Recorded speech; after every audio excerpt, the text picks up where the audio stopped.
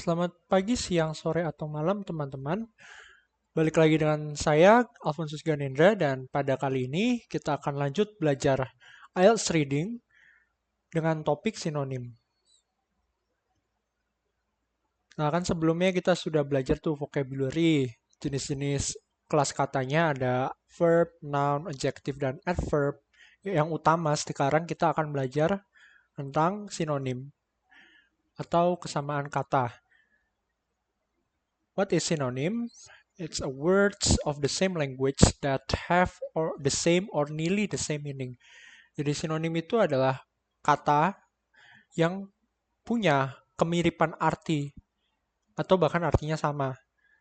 In IELTS reading, synonym is essential to be understood because you will see numerous words that have similar meaning.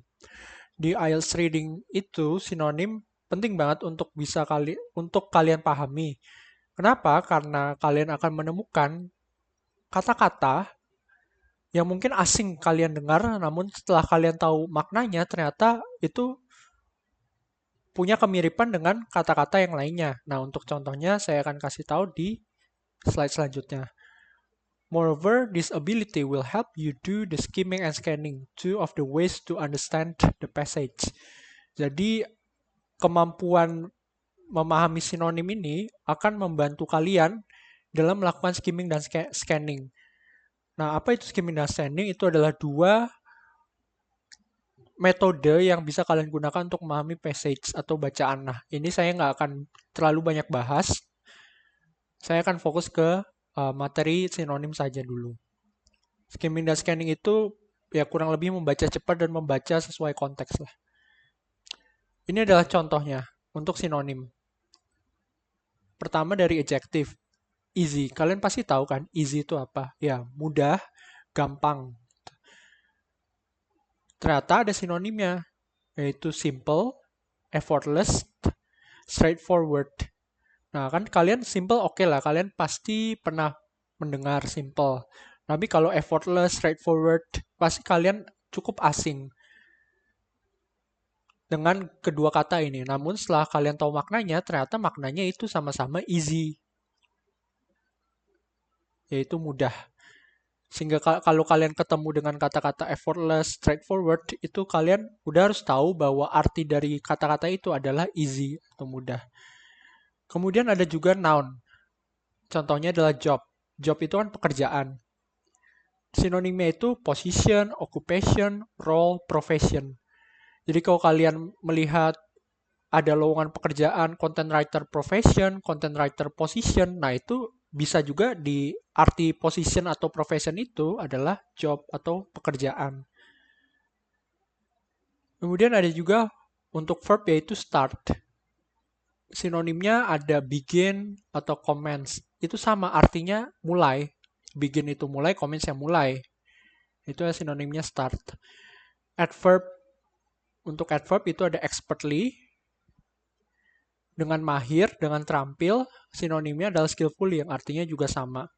Nah, kalau di bacaan, kalian akan bisa menemukan kata-kata, beragam kata-kata ini yang memang artinya mirip. Contohnya, bisa aja kalian di paragraf pertama nemu kalimat easy. Terus di paragraf kedua kalian nemu kata effortless. Kemudian di paragraf ketiga straightforward yang membahas tentang mudahnya belajar bahasa Inggris. Di paragraf pertama English is easy to learn. Kalimat kedua English is effortless. Kalimat ketiga di paragraf ketiga English is a straightforward task to be done gitu misalkan. Nah, kan artinya sama sebenarnya sama-sama mudah, cuma di bacaan memang tidak akan dikasih kata-kata yang gampang untuk dimengerti dalam waktu cepat, sehingga untuk bisa memahaminya kalian emang harus punya kosakata yang banyak. Cuma tenang aja, kalau kalian sudah mempunyai kebiasaan membaca, kalian perlahan pasti akan bisa menguasai dan memahami banyak sinonim. Nah, setelah kalian mendengar penjelasannya, saatnya mengerjakan tugas. Ini adalah instruksinya. Seperti biasa, sebelum mengerjakan silahkan tonton video ini dulu supaya kalian bisa mengerjakannya sesuai dengan perintah. Jadi yang pertama akan ada dua sentence, yaitu sentence A dan sentence B. Ini adalah contohnya di sentence A. In addition, background music often foreshadows a change in mood. For example, dissonant music may be used in a film to indicate an approaching, but not yet visible menace or disaster. Ini adalah sentence A, kemudian sentence B-nya, background music may anticipate a development in a film. Setelah kalian membaca sentence A dan sentence B, kalian lanjut ke pertanyaannya. Find the synonym of the underlined words from sentence B in sentence A. Jadi kalian harus mencari sinonim dari kata-kata yang digarisbawahi, atau nanti kalau di Google Form-nya itu kata-kata yang diberi warna kuning yang ada di sentence B. Nah, kalian cari sinonimnya kata-kata itu di sentence A. Misalkan anticipate. Di sentence B ini kan ada anticipate nih yang di underline atau dikuningin, dikasih warna kuning. Nah, kalian harus cari sinonim dari anticipate di sentence A. Dan jawabannya adalah foreshadows. Kemudian development. Di sentence B kan ada development tuh. Kalian harus cari sinonim dari development di sentence A.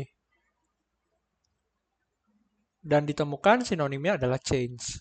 Nah, ini yang terakhir, use capital words to answer. Itu saja instruksinya. Sekian dan terima kasih. Kalau ada pertanyaan boleh langsung ditanyakan ya.